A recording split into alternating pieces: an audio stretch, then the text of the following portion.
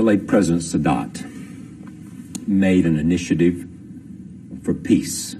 He went to Jerusalem for peace. He traded peace for land. There is now another initiative from the Crown Prince of Saudi Arabia.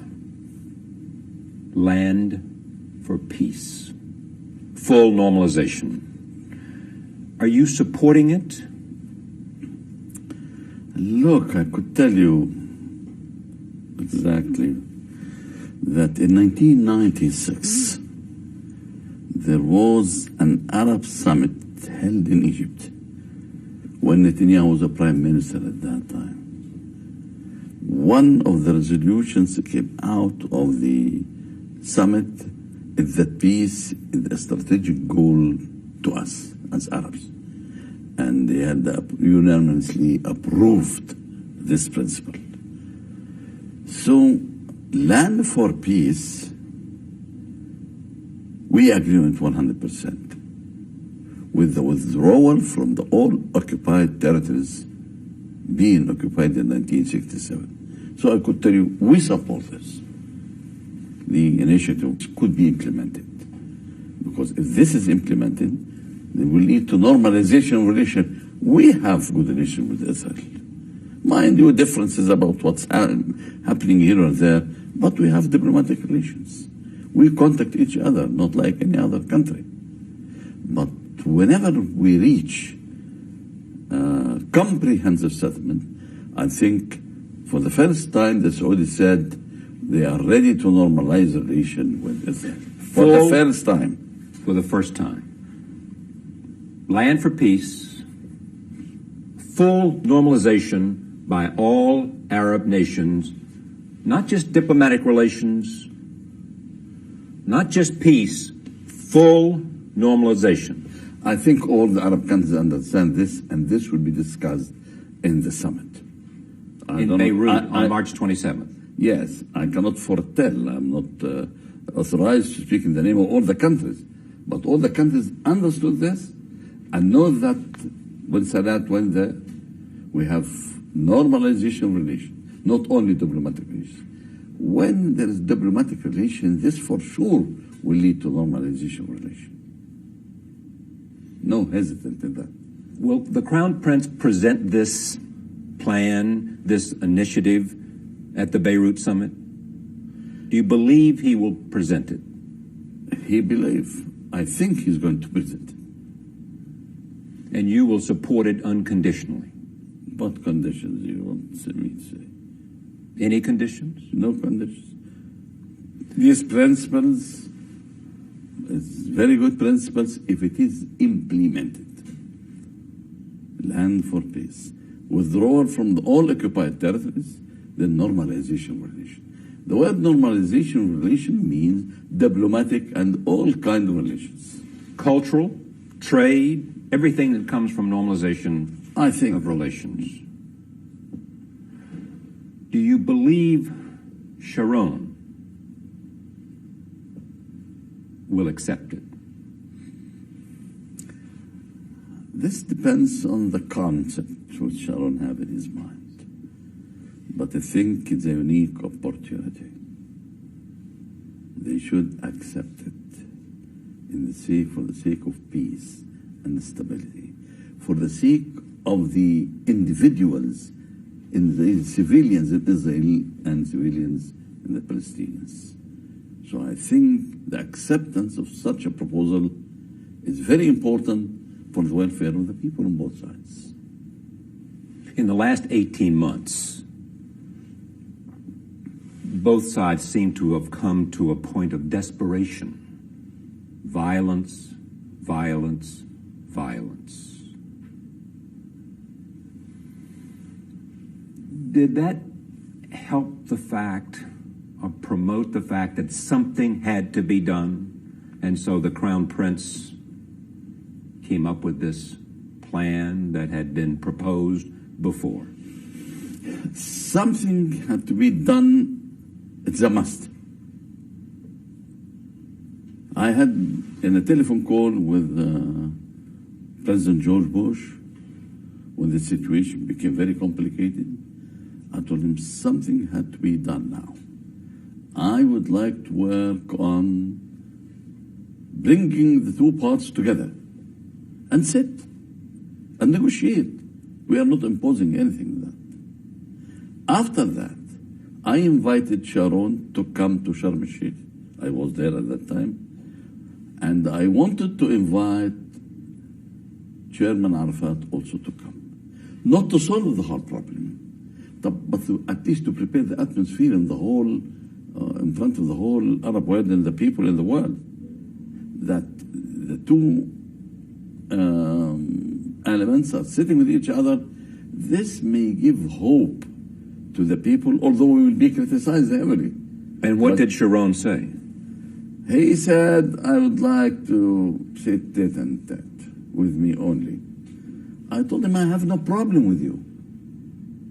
We returned back our territory. The problem is with the Palestinians. The problem is the instability in this part of the world.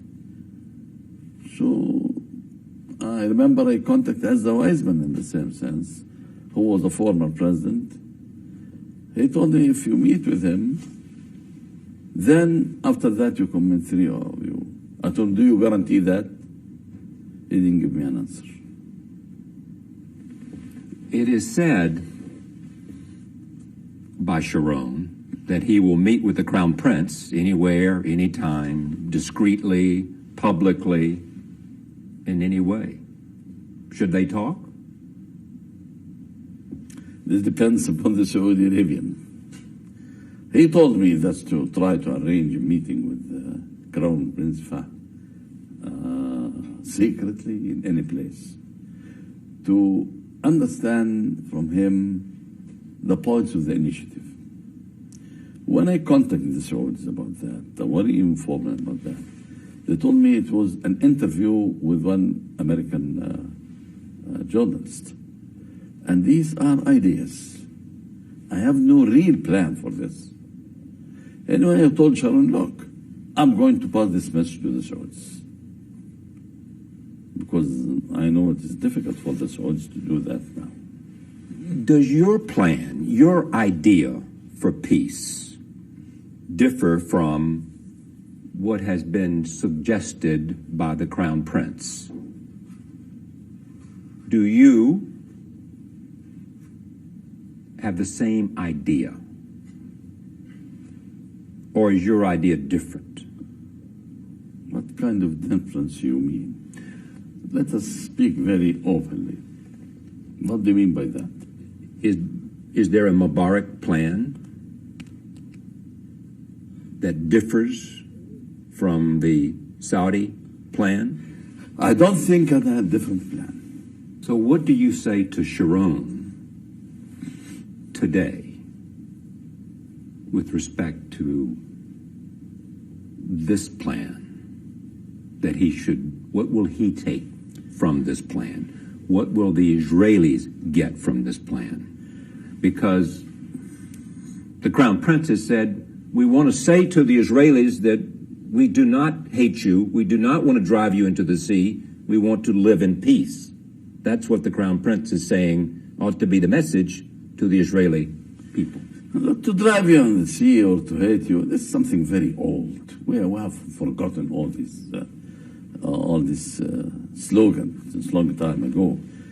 I think I could tell Sharon, this is a golden opportunity for peace, for your people and the people of the region. This is a golden opportunity for every single citizen in Israel who is terrified to go to the supermarket, terrified to go to a hotel, terrified to have a restaurant, to go there, that he could move freely, not terrified from explosion. At the same time, telling the Palestinians, if this is accepted, don't make problems. This will give you freedom in moving for your people, give a chance for your men to work, to find income, because 65% of the Palestinian men, families, have their income is about $2. They are not living, they are living in a mess. Of course, such a situation will lead to suicide bombs every now and then. So I'm telling Sharon, I could tell Sharon, this is a golden opportunity. I think the whole world will help. Starting from the United States, we in Egypt, and most of the Arab countries will help in that direction. So it's a very important proposal. We said it several times, and the Crown Prince Abdullah assured it.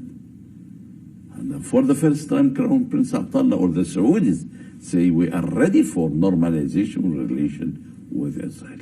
How important is that? You know, Saudi Arabia is a conservative country. You have the holy places there. Just to say this is a good breakthrough. It was never said before that.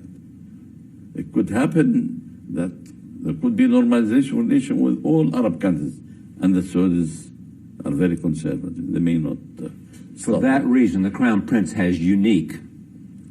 To give a boost, to give them a shock to the present situation so as the parts could move towards peace, especially the Israelis. Why can't Arafat stop the violence? You're asking a very important question. I don't want to accuse this or that. Violence will lead to more violence.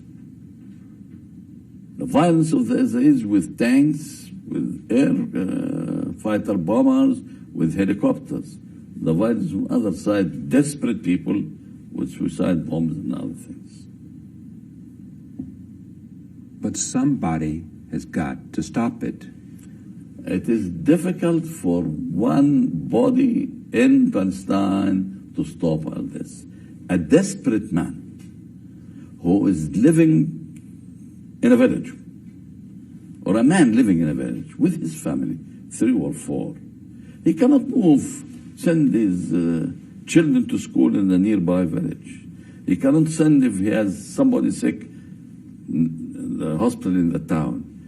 They have no money, no revenue to spend on that. They feel, most of them who made suicide bombs, they are desperate, completely desperate.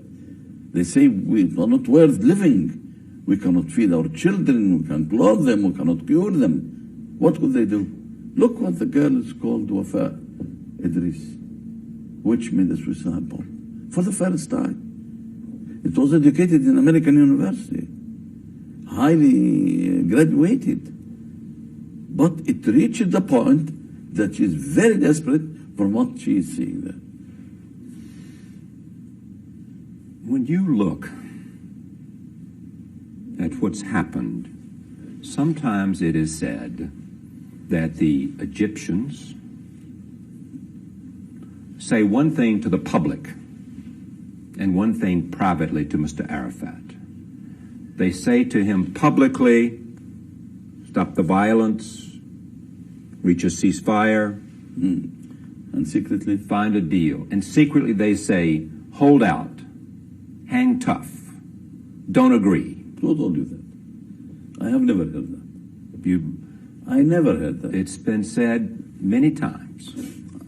There are circles who are ready. That there is one message to the public and privately to Mr. Arafat. It may be a different message. A different message. Maybe a different message, but not on this line. What's the private message to Mr. Arafat from private you? Message, from do your Crown best Prince? to stop violence. Do your best to arrest those who create problems, so as to put an end to what's happening now. I think the last message, I gave it to him personally and through some elements. You have to arrest, whether you like it, the people who called the Minister of Tourism, so as we can find a way to make you sit together. It took him a long time to do that. Look, it is difficult to say that, because I met the Minister of Defense of Israel in Sharm el-Sheikh. I told him, if you know the place of these people, and you are controlling all the territory there, in the Palestine Israel, arrest them. Why don't arrest them? To get rid of this problem. At last, we were arrested. And I had promises that if they arrest these two people, something new will happen. They arrested. I was informed that something new, but at the end of the day, something different happened. They say that to say publicly to the people some ideas and secretly is a big mistake from those who are making this assessment. We have only one way to speak with the Palestinians. We keep pressing on the Palestinians to respond to the needs of peace. We never tell them, be tough or do this or that. There is no secret message to the Palestinians. No, we have no secret message. We know very well with Arafat and with the Israelis, there's no secret at all. If I told you secret, so many people, they would be told, they would want to inform so many different people, and they will say. Is Mr. Arafat irrelevant to the process now? No, what's relevant or not relevant, he's the figurehead now. We need him for the peace, because he's the only leader who could afford signing peace agreement. He's the only leader. Only leader in the Palestinians.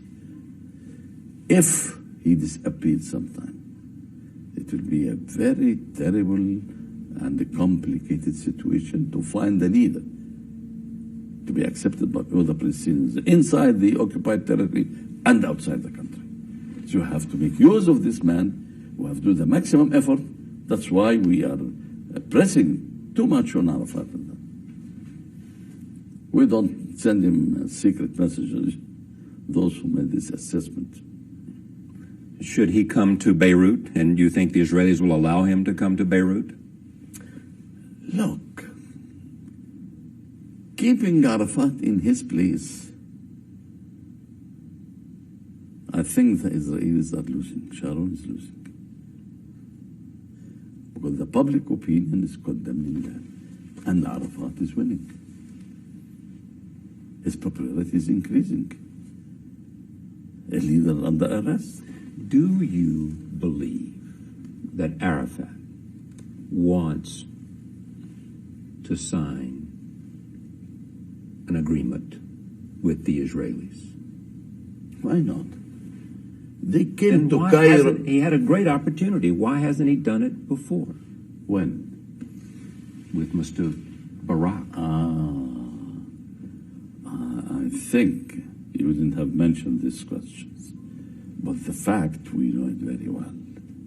I don't want, Barak is a friend, I know him very well, and the proposal which was proposed to Arafat have so many difficult points, especially the area of the holy places and the return of refugees. The return of refugees, I propose a solution to both sides. Which is? No, I cannot tell you about that publicly. No, I could tell you quietly. A proposal which satisfies the needs of both directions. And they accepted it. They being? Barak accepted it, and Arafat accepted it. I'm not in a position to say it on the television at all. The point of the holy places, Arafat cannot accept putting the holy places under the sovereignty of Israel, because this belongs to all Muslims and Copts in the whole area. According to the plan, What plan? the idea coming from Riyadh, from the Crown Prince, is that there will still be Israeli sovereignty over the Western Wall. There will still be Israeli sovereignty where there are settlements in Jerusalem. I have never read that. I read that Arafat said, I am ready to give the Israeli sovereignty on the Western Wall. Only this thing. But about the settlements, I never heard that. It is also said, according to the plan, that there will be room for some negotiation. There was no plan. Some territory here will go to the Israelis, and some territory here that was not part of the 67 Look, boundary. Charlie, we don't want to go through things which didn't happen. The Crown Prince has no plan. It was only ideas. There is no concrete plan said by the Crown Prince. He said the withdrawal of all occupied territory vis-a-vis normalization relation, including the Saudis. But changing this part again vis-a-vis, he didn't say that. I'm interested in what the president of Egypt has to say, but what do you think the Crown Prince was doing? What was his purpose? What is the point of the Crown Prince taking this idea at this time? The Crown Prince found the situation very complicated. We have contacts, continuous contacts. And he told, I think, Friedman or somebody, I don't remember, he saw on the television so many funerals, many people killed from both sides. He wanted to do something to make a breakthrough. He said that. Here's what he said. He said, Mr. Friedman, it's like you've been looking in my desk, because in my desk is a speech that I wanted to deliver at the Beirut summit.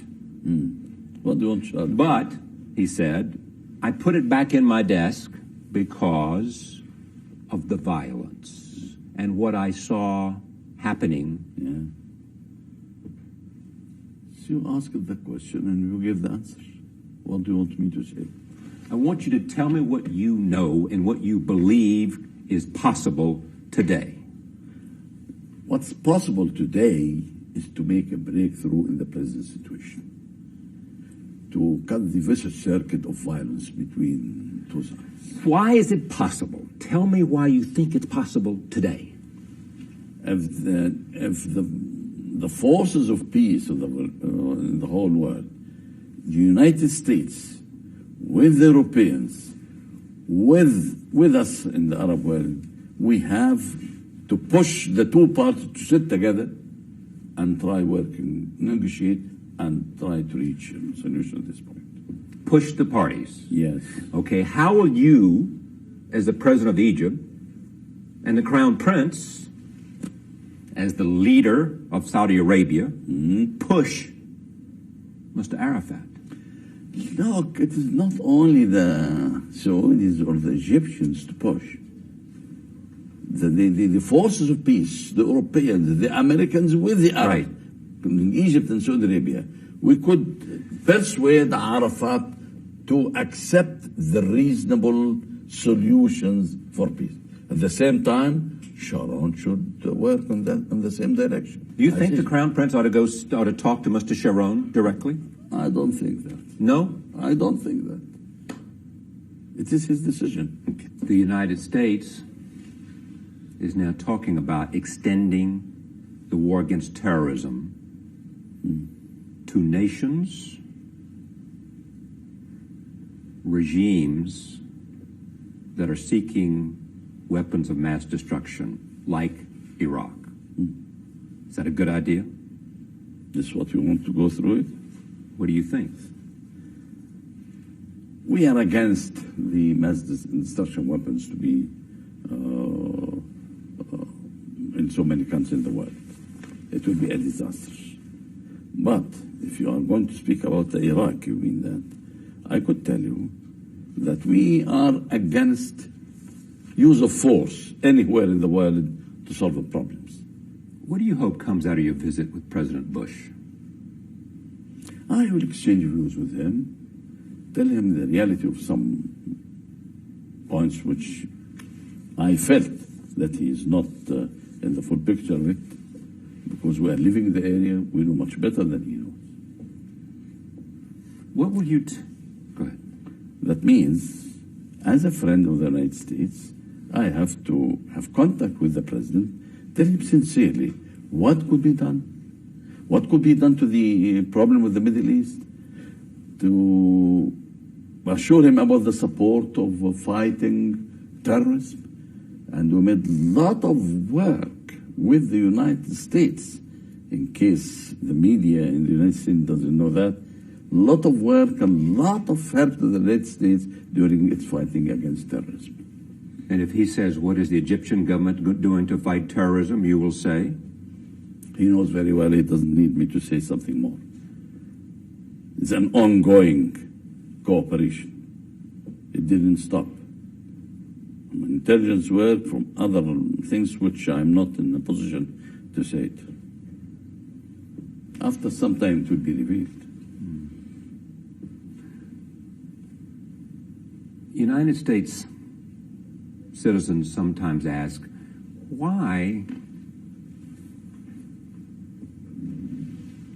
were so many of these terrorists who engaged in the attacks from Saudi Arabia and from Egypt?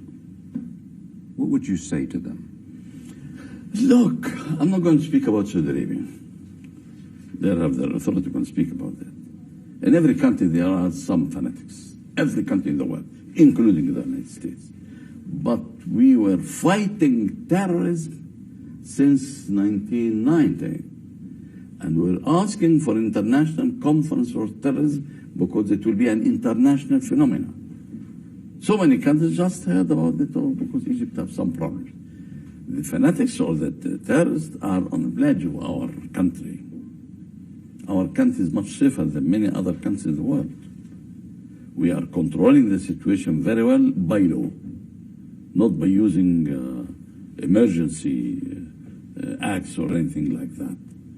So some of these elements who are being put before the court fled to Afghanistan and to some other European country and were giving asylum. But now we have this kind of people. If these people who fled and went to these countries, the countries have treated them in a way, knowing beforehand that they are terrorists, I think we wouldn't have reached what happened on the 11th of September. And I'm not sure I understand. If these people were not giving asylum in the foreign countries and were being handed to Egypt, there's a few people, not too much. I think you wouldn't have been in much better conditions now. Tell me what you think how the people of your region today feel about the future. I had a meeting of several religious people, high, top religious people in our country, about 500 in a meeting. Not a single one asked me about what was happening in Afghanistan. All the questions were concentrated about the holy places in Jerusalem. All the questions, without exception. So I give you the indication that the people are, affected or had the sympathy because of the holy places. And I think if peace prevails and they reach an agreement, the holy places, there will be free access as it was before. And there will be no problem between the Palestinians, the Israelis, or other countries to go to the holy place, even the Jews or anybody. But the point is now, how could we reach an agreement? And how? You tell me how.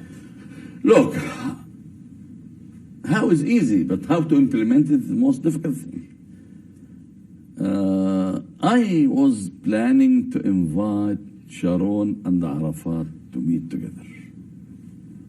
And I sent a message to Shaaron saying that. Before that, I had contact with some Israeli former high officials to persuade him to come to do it. I told him we are not going to bring Arafat just to solve the whole problem, but to open the way and make the people feel that the two leaders are meeting will give a great hope that this problem could start on the right way to come to an end. I'm very sorry that Shaaron didn't accept that. What did he say? He said nothing. Nothing? Yes. He said, I would like meeting with you alone. I told him I have no problem with you. No problem. We are not fighting each other. We have no intention to fight each other. Although Lieberman there wanted to reoccupy Sinai again, you heard about it.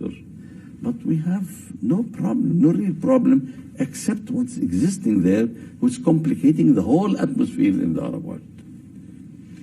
We made tremendous efforts, and we will not stop making efforts until these two parties could reach to sit with each other and solve the problem.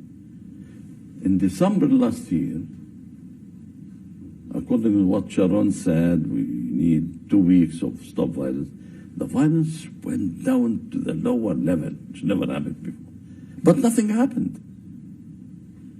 I sent to him my foreign minister, and he told him, the prime minister told the foreign minister, we need 1 week without violence. So I told him, if on the last day something happened, we have to reassess the situation again. I don't think in any country in the world you could have 100% no violence. Impossible. When the people see the two leaders sitting with each other, this will make some relaxation, will give some hope that we are on the right track to start negotiating the problem. And in this case, we are going to help. The Americans should help, the Europeans will help, and all the Arab countries are going to work in that direction. Do you think Sharon wants peace? I think you could ask him, not ask me. What do you think? You could ask him, not ask me.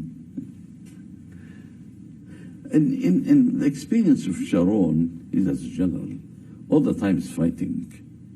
But to be a politician like Yitzhak Rabin was a very great man. He was a general also. He was a general, but he's a very good politician. Do you believe that Mr. Arafat can stop the violence from the Palestinian side? Because Sharon believes that. Sharon believes that he has not done everything he can, and that you and others haven't leaned on him hard enough. Look, Sharon could believe whatever he wants to believe. This is his assessment. I could tell you that Arafat could do something, but he couldn't stop the desperate people from suicide bombs. It's difficult. The people living in a very difficult situation. And what chances will you take for peace? What do you mean by that? What risk will you take? I'm taking a lot of risks. When I invite Sharon now to come to Sharm el-Sheikh, meet with him, I'll be heavily criticized. There's an eminent historian, Middle East historian in the United States at Princeton named Bernard Lewis. And he makes this argument that where there is a pro-American regime, you'll find the most anti-American populace. And he cites Saudi Arabia, Egypt, and where there is an anti-American regime, Iraq and Iran, you will find among the populace the most support for the United States. This is the nature of the people anywhere in the world, and not only the United States.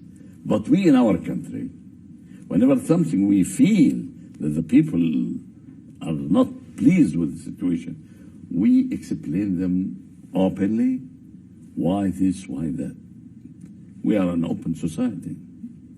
Speeches could be delivered here and there, but we have parties. We have some people, I agree with you, who could criticize the United States. We can't stop that. But we have to explain to them in seminars, in meetings, in public speeches. But don't compare us with other countries. Completely different.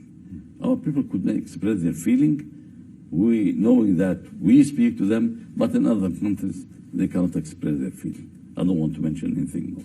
What I want you to hear from you, is with some sense of the passion that you have, is to where this can go now and what's necessary to get it there. Because you're on the phone with the Crown Prince, you're on the phone with Sharon, you were crucial to this process. Let's hear what President Mubarack believes and what he's prepared to do. Shارلي, look, don't come to a comparison about the Sadat initiative and the interview made with Tom Friedman with the Crown Prince. Great difference. So Sadat had an initiative and a plan, and the Crown Prince simply has an idea expressed to a journalist? Look, Sadat has an initiative and a plan to return back all his occupied territory. But the Crown Prince has no occupied territory. So he made an interview putting some ideas if it could be implemented for the welfare of the people in this part of the world. Great difference between this and that.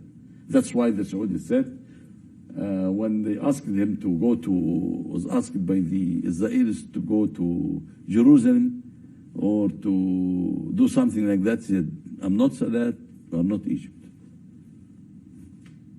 And the significance of that is what? What's the significance Of? the fact that the Saudis do not have occupied land occupied by the Israelis. They just have an idea. But the Saudis occupy, along with Egypt, a unique place in the Middle East. They're very rich as a country. We're not very rich. You. We're not very rich. But you have power and population and an army. The misuse of power is very dangerous. Yeah. They also have the two holy sites. 3, the Crown Prince is known as a strong Arab nationalist. So his word has a certain value. His idea has a certain value.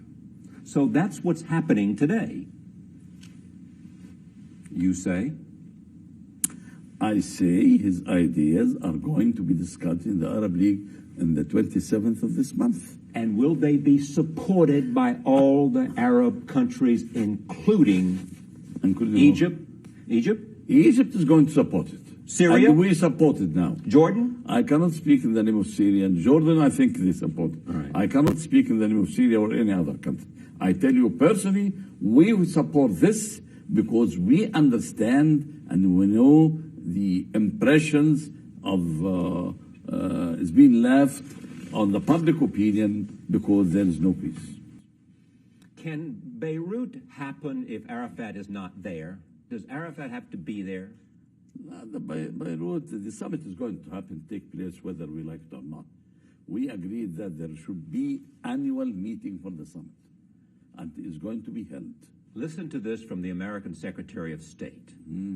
In my judgment, any country right now that has a despotic leadership, that is unrepresentative of its people, that is not putting in place market economic systems, that is rife with corruption, a lack of transparency, and no rule of law, that thinks it can achieve a position on the world stage through development of weapons of mass destruction, that will turn out to be a fool's gold. For them is a loser. What country do you mean about that?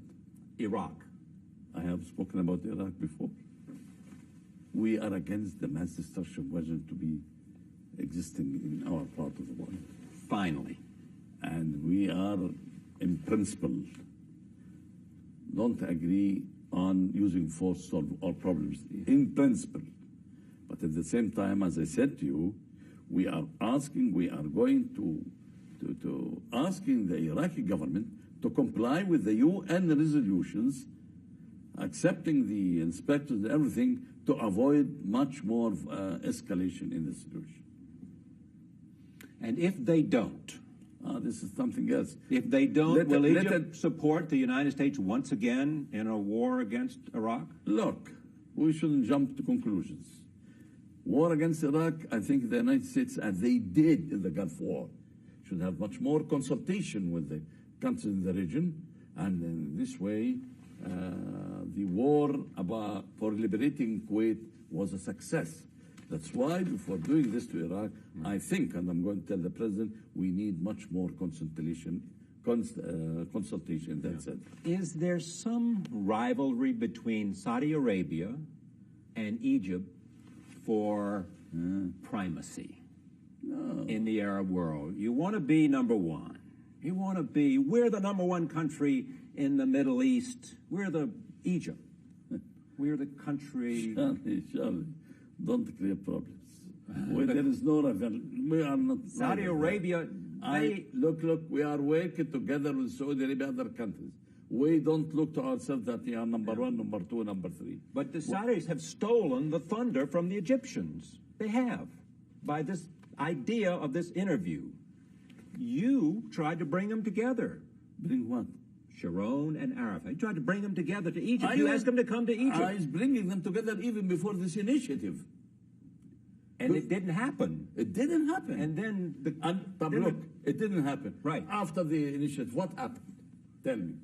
After the fact that they the Crown Prince initiative, what happened? Nothing has happened. The media in the United States are making, big, so tough. All right, I'm very pleased. If this could reach the goal, I'll be supporting it. You will. Yes, for sure. If. And underline if. I know you do. There is no if what I'm going to support. But you underline the if. Yeah. Help me understand what could undermine it? What's the if? If this initiative could move the situation much more faster and could bring the two parts together, I will clap hands to the Saudis or to any initiative. Because it's good for everybody. Yes, for sure. Normalization is good for everybody. Yes, for sure. One last question, though. It seems that you are not tired. I'm not tired. Also the same. You're not tired either. And we'll come away with something